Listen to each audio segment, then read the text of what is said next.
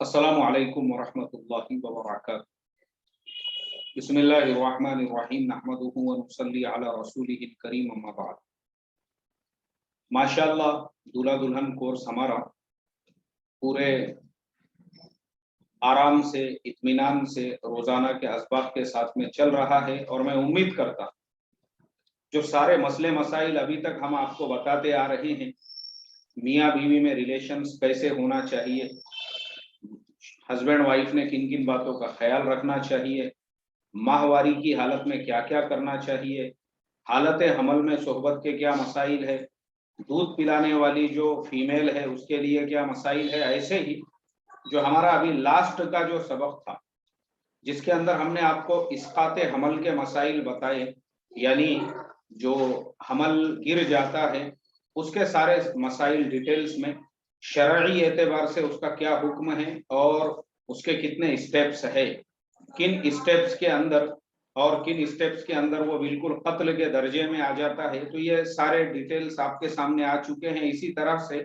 Family planning का भी जो सबक था हमने आपको डिटेल में बताए कि शरई एतबार से फैमिली प्लानिंग के अंदर किन किन बातों का ख्याल रखना जरूरी है, कौन सी चीजें आपके लिए जायज है, कौन से वक्त में वो बिल्कुल नाजायज और हराम है।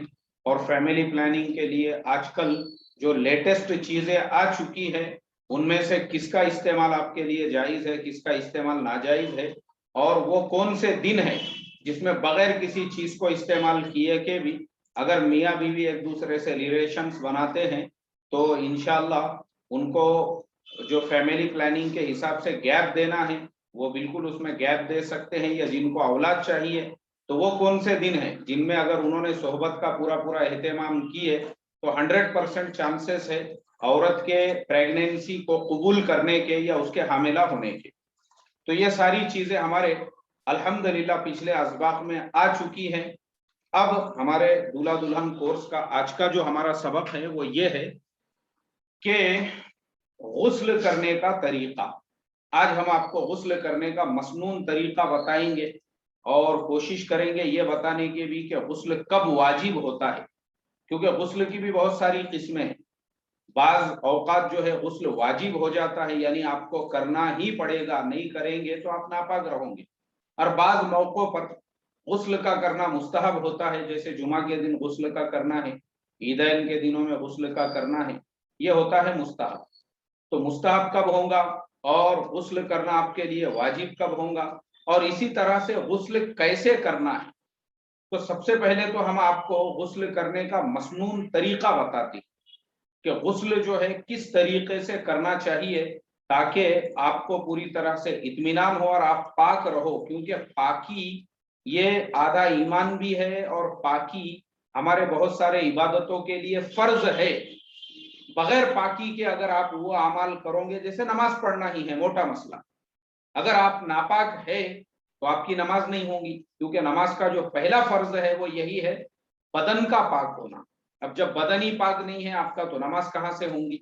ऐसे ही छोटी सी गलती, अगर गुस्ल के अंदर आपने एक छोटी सी गलती कर दी जिसकी वजह से आप पाकी नहीं हुए, तो ऐसी हालत में जो है ये जो कुरान करीम है, अगर आप नापाक है तो नापाकी की हालत में कुरान करीम को भी आप अपने हाथों में नहीं ले सकते, उसको छू नहीं सकते, और जो है कुरान करीम की यहाँ तक कि आप कुरान करीम की तिलावत भी नहीं कर सकते हैं नापाकी की हालत में, याद रखो। तो इसके लिए पाक होना ये फर्ज है। अब पाक होना है तो पाक आपने ऐसा होना चाहिए जिसमें आपका गुस्ल सही हो, मुकम्मल हो, कंप्लीट हो। तो आज हम आपको गुस्ल का वही मसनून तरीका बताएंगे। तो सबसे पहले गुस्ल करने वाले को चाहिए कि पहले गट्टों तक दोनों हाथ धोए। ये जो हाथ है ना आपके, ये गट्टों तक दोनों हाथ आपने धोना चाहिए, वो भी एकदम ऐसा रगड़ के उसको जो है घस के। और अल्लाह के नबी सल्लल्लाहु अलैहि वसल्लम ने मना फरमाया, ये बुखारी शरीफ की हदीस है कि कोई भी जब वो नींद से सुबह को जागे तो जो पानी का बड़ा बर्तन है उसके अंदर अपना हाथ डाले, आपने उससे मना फरमाया। बल्कि फरमाया पहले अपने दोनों हाथों को गट्टों तक अच्छी तरह से धोए और उसके बाद जो पानी का बड़ा बर्तन है उसके अंदर आप पानी अपना जो है आप हाथ डाल सकते हो, लेकिन तब तक जो है وہ پانی کے بڑے برتن میں سے چھوٹے برتن سے پانی لے کر آپ اپنے گٹوں تک دونوں ہاتھ اچھی طرح سے دھوئے۔ اب کسی صحابی نے اللہ کے نبی صلی اللہ علیہ وسلم سے پوچھا، اے اللہ کے نبی، یہ ہاتھ دھونے کی کیا ضرورت ہے؟ یعنی ہاتھوں کو دھونے کی کیا ضرورت ہے؟ وہ تو بڑے پانی کے اندر، جیسا بڑا لگن ہے پانی کا یا پانی کا حوض ہے، اس میں تو ویسے بھی ہاتھ ڈال سکتے ہیں۔ اللہ کے نبی نے فرمایا، اللہ کے بندے، تجھے کیا معلوم کہ تیرے ہاتھوں نے رات کہاں گزاری ہے؟ جملے پہ دھیان دو، اللہ کے نبی نے کیا فرمایا کہ تجھے معلوم ہی نہیں ہے تیرے ہاتھوں نے، تیرے یہ جو ہاتھ ہے، ان ہاتھوں نے رات کہاں گزاری ہے۔ مطلب کیا ہے کہ جب آپ نیند میں تھے تو آپ کو معلوم ہی نہیں ہے آپ کا ہاتھ کس کس جگہ پر گیا تھا، اس کو ہاتھ کو ناپاکی لگی ہوئی ہے، اور وہی ناپاکی لگے ہوئے ہاتھ کو آپ نے جو ہے پانی کے اندر ڈال دیا اور پورے پانی کو آپ نے ناپاک کر دیا۔ تو اس کے لیے سب سے پہلی چیز غسل کرنے والے کو چاہیے پہلے گٹوں تک دونوں ہاتھوں کو دھوئے، پھر استنجا کرے۔ استنجا مطلب جسے ہماری عام زبان میں ہم لوگ طہارت لینا کہتے ہیں یا طہارت کرنا کہتے ہیں، یا جسے جو ہے اب میں انگریزی میں اگر کہوں تو انگریزی کے اندر جسے ہم لوگ کہتے ہیں واش روم جانا، یا جسے ہم لوگ کہتے ہیں یورین پاس کرنا، تو آپ جو ہے استنجا سے فارغ ہو جائے۔ آپ نے پیشاب پاخانہ کیا یا صرف پیشاب بھی کر لیا تو حرج نہیں ہے۔ پیشاب کرنا کیوں ضروری ہے؟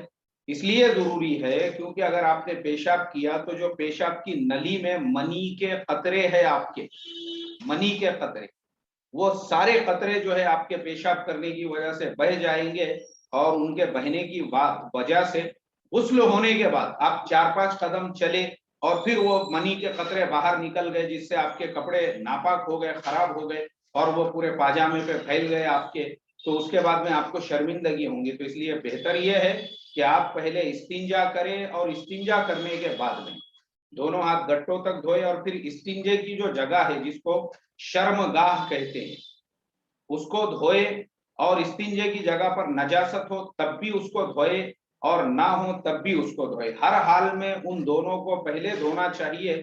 اس کے بعد تیسرے نمبر پر جہاں بدن پر نجاست لگی ہو اس کو پاک کر لے۔ دیکھو یہ کچھ پوائنٹس یاد رکھیں، میں آپ کو یہ سارے مسائل بہشتی زیور سے پڑھ کے سنا رہا ہوں، جس میں حضرت تھانوی رحمت اللہ علیہ نے لکھا پہلے دونوں ہاتھ گٹوں تک دھونا ہے، استنجا کرنا ہے، استنجے کی جو جگہ ہے اس کو دھونا ہے، پھر ناپاکی جہاں جہاں لگی ہوئی ہے ان ساری جگہوں کو دھونا ہے۔ استنجا لگی ہے تو بھی دھونا ہے، نہیں لگی ہے تو بھی شرمگاہ کو جو ہے وہ دھونا ہے۔ یہ سب ہو گیا۔ اس کے بعد میں وضو کرے۔ اس کے بعد کیا کرے؟ وضو کرے، وضو بھی کر لینا ہے۔ وضو کر لیا آپ نے، اور اگر کسی چوکی یا پتھر پر آپ بیٹھے ہوئے ہیں، کیونکہ یہ مسائل انہوں نے تقریباً آج سے 100 سال پہلے اس زمانے کے اعتبار سے لکھے ہیں۔ اب ہم کو بھی پتا ہے کہ آج کے زمانے میں تو چلو ماشاءاللہ ہمارے جو غسل خانے ہیں اور جو ہمارے باتھ روم ہے وہ ایک دم اسٹینڈرڈ ہے، ڈیلکس ہے، جس کے اندر اوپر سے شاور لگا ہوا ہے، نیچے سے نل بھی ہے اگر شاور نہیں ہے تو ہم کو تو اب یہ کیونکہ پہلے زمانے میں ایسا تھا کہ لوگ گھروں کے باہر چھوٹا سا غسل خانہ ہوتا تھا یا ایک پتھر رکھا ہوا ہوتا تھا، اسی پہ بیٹھتے تھے، اسی پہ غسل کرتے تھے۔ آج بھی بہت سارے گاؤں دیہاتوں کے اندر اس طریقے سے ہوتا ہے کہ بہت سارے لوگ باہر ہی غسل کرتے ہیں، لیکن جب ماشاءاللہ آپ کا اچھا غسل خانہ ہے تو وہاں پر بھی اس چیز کا آپ دھیان رکھیں کہ آپ تھوڑا سا اونچی جگہ پر بیٹھے، کسی چوکی یا پتھر پر آپ بیٹھے، ایسی جگہ آپ کا غسل ہو جہاں پہ پانی نہیں ٹھہرتا ہو، یعنی جو جیسے ہی آپ شاور سے نہا رہے ہو تو پورا پانی آپ کا بہہ جانا چاہیے، وہ آپ کے پیروں کے نیچے جمع نہیں ہونا چاہیے۔ تو اس کے بعد میں جب آپ کا پوری طرح سے غسل بھی ہو جائے گا، اس کے بعد بھی ایک مرتبہ آپ اپنے پیروں کو دھو لیں، تاکہ آپ کے جو پیر ہے وہ نیچے جو غسل کا پانی جمع ہے وہ آپ کے پیروں کو لگا ہوا نہ رہے۔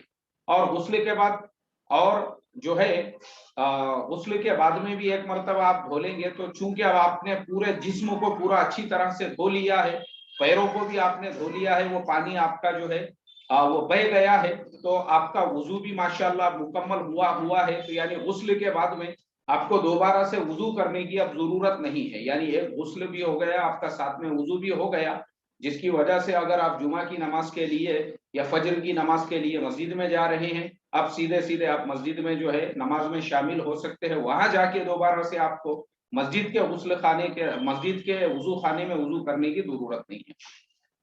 फिर वुजू के बाद 3 मरतबा अपने सर पर पानी डाले, फिर 3 मरतबा जो है अपने चारों तरफ जो है आप पानी बहाए, और इसी तरह से पूरे बदन पर आपने इस तरीके से पानी बहाना चाहिए कि कहीं पे बाल बराबर भी आपकी जगह सूखी ना रहे। अच्छा, वुजू करने के लिए क्यों कहा? क्योंकि गुस्ल में जो 3 फराइज है, एक तो जो गरगरा करना है, दूसरे नाक के नरम हड्डी तक पानी पहुंचाना है, वो दोनों चीजें तो आपकी वुजू में हो जाएंगी। तो वुजू में वो दोनों चीजें भी हो गई माशाअल्लाह। और इसी तरह से पूरे बदन पे आपने इस तरीके से पानी बहाए कि बाल बराबर भी अब आपकी जो है वो जगह सूखी ना रहे। सारे बदन पर पानी बहाए, फिर इस जगह से हटकर पाक जगह में आए और फिर पैर धोए। और अगर वुजू करते वक्त पैर धो लिए हो और पैर के नीचे कुछ लग गया हो तो भी अभी वो पैर को एक मर्तबा धो ले। और गुस्ल के वक्त पहले सारे बदन पर अच्छी तरह से हाथ फेर ले, तब पानी बहाए, ताकि सब जगह पानी अच्छी तरह से पहुंच जाए और कहीं सूखा ना रहे। अब चूंकि हमारे जमाने में तो हम लोग साबुन वगैरह इस्तेमाल करते हैं, तो इसमें खास तौर पे बदन के कुछ पॉइंट्स ऐसे हैं जहां पर उमूमन जगह सूखा रहने के अंदेशे होते हैं, यानी डर होता है। उन जगहों पे हम खास तौर पे जो है पानी पहुंचाने की फिक्र करें। जैसे बगल के नीचे का हिस्सा, इसको अच्छी तरह से पानी डाल के हम धो ले, कहीं ये नीचे का हिस्सा हमारा सूखा ना रहे।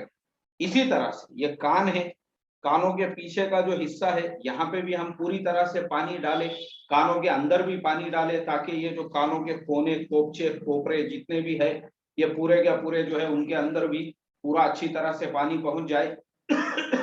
और पानी पहुंचने के बाद में हमारे सारे कान भी जो है अच्छी तरह से वो ये हो जाए, यानी वो भी पूरी तरह से भीग जाए। इसी तरह से ये पूरे हिस्से हो गए।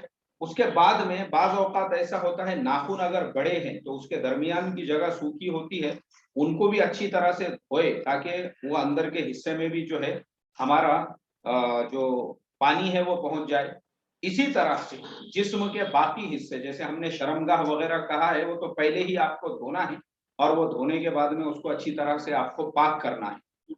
उन सारे जगहों को आपने पाक किए, उसके बाद आपके जो दोनों पैर है, पैरों के दरमियान की जो उंगलियां हैं आपकी, अब ये उंगलियों के बीच का जो हिस्सा होता है ना, ये बहुत सेंसिटिव होता है। ये इतना एक दूसरे से चिटका हुआ होता है कि बाज औकात वो बीच के हिस्से में पानी नहीं जाता है।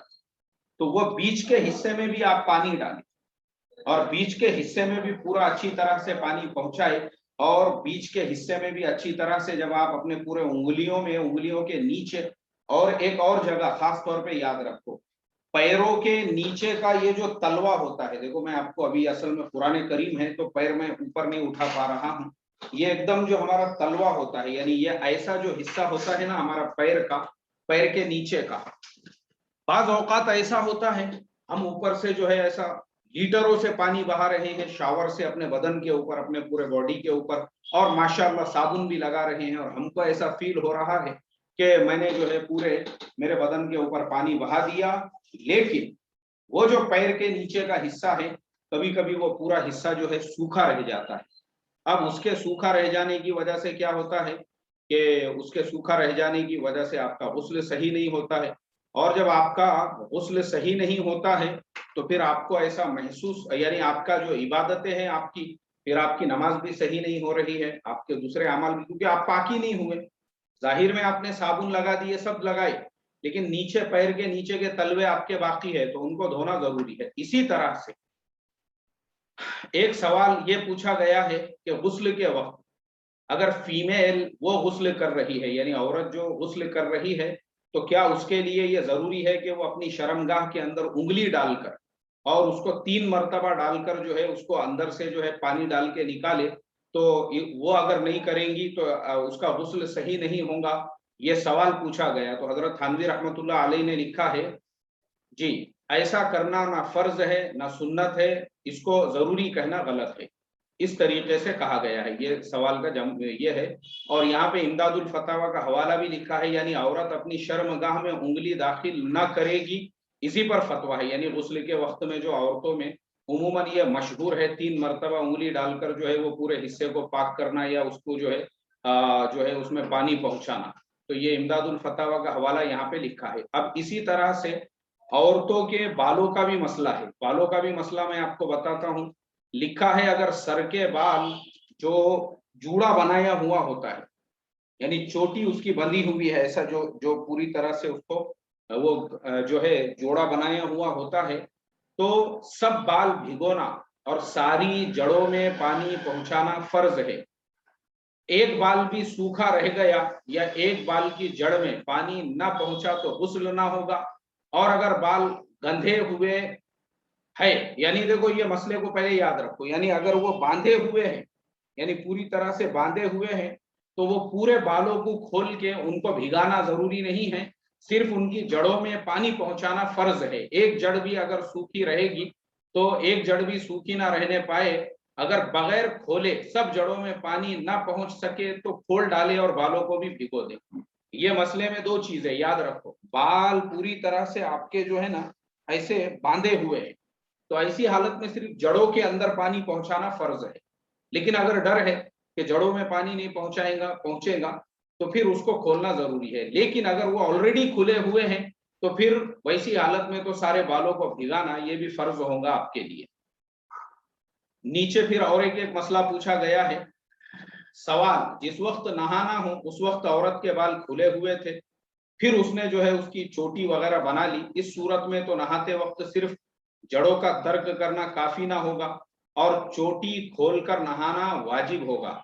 नीज माहवारी से नहाते वक्त भी बाल की जड़ों का तर्क कर लेना और बालों को भिगाना भी गालिबन काफी है। गुस्ले जनाबत में इसमें गालिबन कोई फर्क नहीं। सही शरई हुक्म क्या होगा?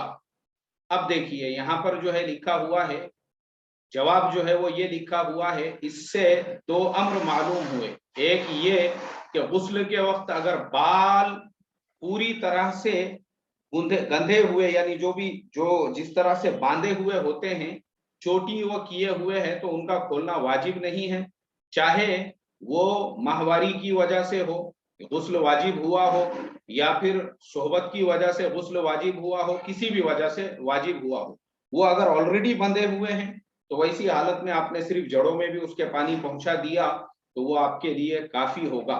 दूसरे ये मालूम हुआ कि मुतलक गुस्ल का ये हुक्म है, खा वो गुस्ल जनाबत हो या गुस्ल माहवारी हो। ये भी इमदादुल फतावा का जो है फतवा है। ये इसी तरह से गुस्ल करते वक्त में किबले की तरफ मुंह ना करें, पानी बहुत ज्यादा ना फेंके ना बहुत कम, लेके अच्छी तरह से गुस्ल ना कर सके। गुस्ल के बाद किसी कपड़े से अपना बदन पोंछ डाले, बदन ढकने में बहुत जल्दी करे, यहाँ तक कि अगर वुजू करते वक्त पैर ना धोए हो तो गुस्ल की जगह से हटकर पहले अपना बदन ढके और फिर दोनों पैरों को धो ले।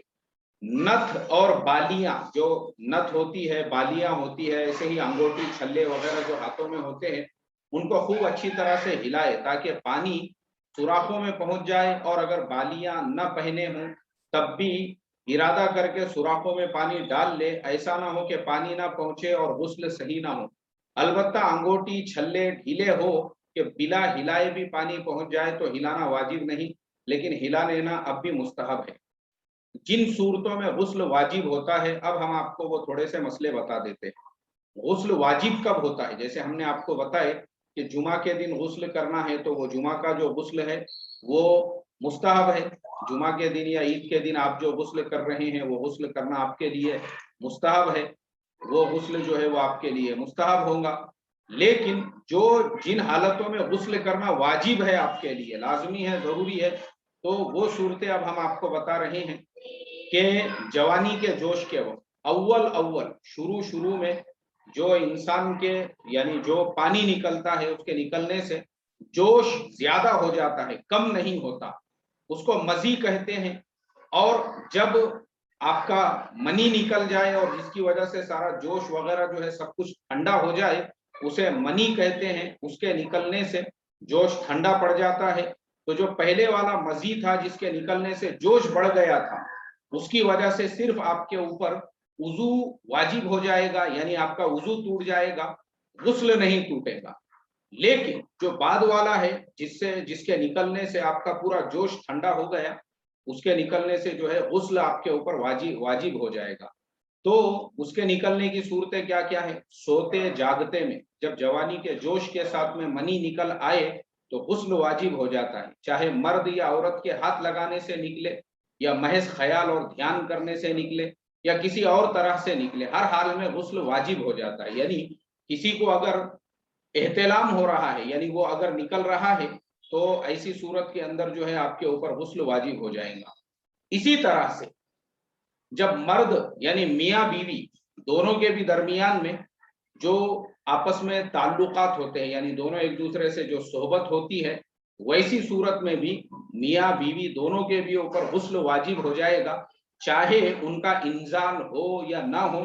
یعنی مرد کے سامنے کا جو حصہ ہے، یعنی جتنی سپاری ہے، اگر اتنی سپاری بھی عورت کی شرمگاہ میں جا کے چھپ جاتی ہے تو بھی ایسی حالت کے اندر مرد عورت دونوں کے اوپر غسل واجب ہو جائے گا. جب مرد کے پیشاب کے مقام کی سپاری اندر چلی جائے اور وہ چھپ جائے تو بھی غسل واجب ہو جاتا ہے، چاہے منی نکلے یا نہ نکلے، منی اس سے نکلے یا نہ نکلے، دونوں حالتوں کے اندر ان کے اوپر دونوں کے بھی اوپر جو ہے وہ غسل واجب ہو جاتا ہے.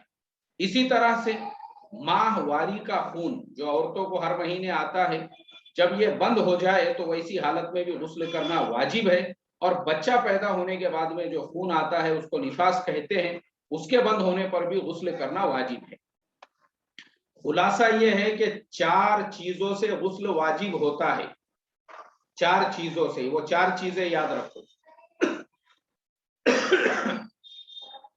جوش کے ساتھ منی کا نکلنا پہلی چیز.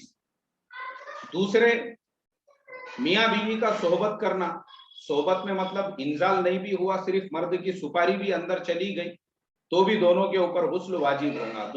تیسرے ماہواری کے بعد، اور چوتھے نفاس کا جب خون بند ہو جائے اس صورت کے اندر بھی جو ہے عورت کے لیے غسل کرنا جو ہے وہ واجب ہو جائے گا. تو یہ تمام جو صورتیں میں نے آپ کو بتایا ہوں، یہ صورتوں میں غسل واجب ہو جاتا ہے، یعنی کرنا ہی ہے، اس کے بغیر آپ پاک نہیں ہوں گے. اس کے بغیر آپ قرآن کریم کو ہاتھ نہیں لگا سکتے، قرآن کی تلاوت بھی نہیں کر سکتے، اس کے بغیر آپ نماز نہیں پڑھ سکتے کیونکہ آپ کا بدن ہی پاک نہیں ہے. لیکن جو ہم جمعہ کو غسل کرتے ہیں اور عیدین کو جو غسل کرتے ہیں یا ایسے بہت سارے موقعوں پر جو ہم غسل کرتے ہیں، تو وہ غسل جو ہوتا ہے وہ ہمارا مستحب ہوتا ہے، واجب نہیں ہوتا ہے. بلکہ وہ غسل اگر ہم نے ایک آدھے جمعہ کو نہیں بھی کیے اور ویسے بھی مسجد میں نماز کے لیے چلے گئے تو کوئی حرج نہیں ہے، کیونکہ وہ غسل واجب نہیں تھا. لیکن واجب جو آپ کے اوپر ہوگا غسل، وہ صرف 4 باتوں سے ہوگا. تو آج یہ غسل کے سارے مسائل اور غسل کے جو ہے کیا کہتے ہیں اس کو، کن باتوں سے واجب ہوتا ہے، اور غسل کا پورا طریقہ جو ہم نے آپ کو بتایا ہے، مکمل اور مسنون طریقہ. تو یہ آج کا ہمارا دولہا دلہن کورس کا یہ سبق ہے. تو ہم ہمارے تمام اسٹوڈنٹ سے، شاگردوں سے اب یہ ریکویسٹ اور درخواست کرتے ہیں کہ ہمارا سبق تو مکمل ہو گیا، اب آپ لوگوں میں سے اگر کسی کا کوئی سوال ہے، اور ہم نے یہ جتنے مسائل آپ کو بہشتی زیور سے پڑھ کر بتائے ہیں، اگر کسی کو کچھ سمجھ میں نہیں آتا ہے تو آپ بالکل ہم کو میسج کیجئے، ہم ابھی آپ کو آپ کے سوال کا جواب دیں گے. چلیے، کسی کا کوئی سوال ہے تو سوال کیجیے.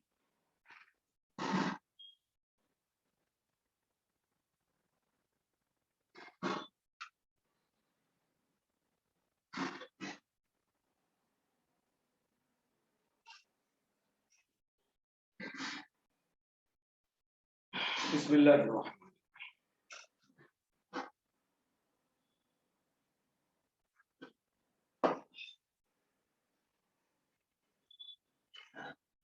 چلیے، کسی کو کوئی سوال پوچھنا ہے اور ان کو کچھ سبق میں سمجھ میں نہیں آیا ہے تو مہربانی فرما کر آپ ہم کو واٹس ایپ پہ میسج کیجئے، ہم آپ کے سوال کا جواب دیں گے. ایسے ہی یہ ہمارے دولہا دلہن کورس کا ایک سبق ہے، اور تمام لوگوں سے بھی میں ریکویسٹ کروں گا کہ میں نے یہ سبق نمونے کے طور پہ جو ہے ہم اس کو ہمارے یوٹیوب چینل پہ بھی ڈالیں گے، اور تمام لوگوں سے ریکویسٹ کریں گے کہ دیکھو دولہا دلہن کورس میں ہم یہ سکھاتے ہیں. تو ہمارے اسٹوڈنٹس یہ سبق کی لنک اپنے فرینڈس اور اپنے جان پہچان والوں کے ساتھ میں شیئر کریں، اور تمام سے یہ کہے کہ بھائی اب 1 سپٹمبر سے نئی بیچ شروع ہونے والی ہے. اگست کی بیچ آلریڈی چل رہی ہے ماشاءاللہ، نئی 1 سپٹمبر سے شروع ہونے والی ہے. نئے لوگ اس میں جوائن ہوں. اور اس میں سیکھے تاکہ لوگوں کو بھی پتہ چلے شادی کے بعد کی زندگی کیسی ہوتی ہے، ایک دوسرے کے حقوق کیسے ہوتے ہیں۔ ایسے ہی شادی کے پہلے کے جو مسائل ہم نے آپ کو پہلے مہینے کے سبق میں ساری چیزیں وہ بتائی ہوئی ہے۔ ابھی آپ کا ایڈوانس کورس چل رہا ہے تو ہم ویسے آپ لوگوں کے ساتھ میں بھی اس کی لنک ہم شیئر کریں گے۔ ابھی دیکھو کسی کا کوئی سوال آیا ہے، کیا ہم وضو شاور لینے کے بعد میں کر سکتے ہیں؟ جی ہاں، یہ جو مسئلہ ہے شاور لینے کے بعد میں آپ کے وضو کرنے کا، اگر آپ اپنے دل کے اطمینان کے لیے کرنا چاہتے ہیں تو بالکل آپ کر سکتے ہیں، کوئی حرج نہیں ہے۔ شاور آپ نے لے لیے اور لینے کے بعد میں اگر آپ کرتے ہیں تو بھی کوئی حرج نہیں ہے، کیونکہ اصل وضو کا مقصد یہ ہے کہ اس میں دونوں چیزیں ہو۔ جب آپ غسل سے پہلے وضو کرو گے تو ایک تو کیونکہ غسل میں آپ کے غرغرہ کرنا ہے اور ناک کے نرم ہڈی تک پانی پہنچانا ہے، یہ لازمی ہے، یہ ضروری ہے۔ تو وہ جب لازمی ہے، وہ ضروری ہے، تو اس کے لیے غسل کے اندر ہی اگر آپ وضو کر لو گے تو آپ کا ایک تو وضو بھی ہو جائے گا، اب آپ کو بعد میں واپس سے وضو کی ضرورت نہیں رہے گی۔ اور اگر آپ نے شروع میں غرغرہ بھی کر لیا، ناک کے نرم ہڈی تک پانی بھی پہنچا دیا اور پوری طرح سے آپ نے شاور لے لیا اور اس میں سر کا آپ کا مسا بھی ہو گیا، تو غسل میں تو ویسا آلریڈی آپ کا وضو ہو ہی جائے گا۔ چلیے، اور کسی کا کوئی سوال ہے؟